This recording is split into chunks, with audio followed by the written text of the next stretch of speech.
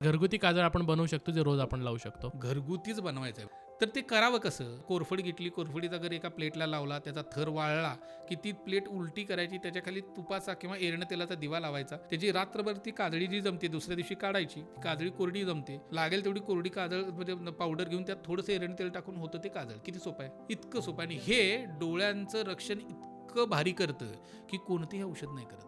आता हे सांगितले की लोकांना पटत नाही. लोकांना काय लागतं, XYZ ब्रँड खालचं काजळ लागतं, त्याची किंमत 300, 400, 500 रुपये लागते, मग ते वापरतात. हे करण्यापेक्षा हे जर तुम्ही वापरलं आणि हे नित्यानं वापरायला लागला तर नंबरी बऱ्याच वेळेला मायनर नंबरी ह्या काजळानं कमी व्हायला लागतात. इतका मेजर इम्पॅक्ट काजळाचा आहे. हे घरच्या घरी करता येतं ना.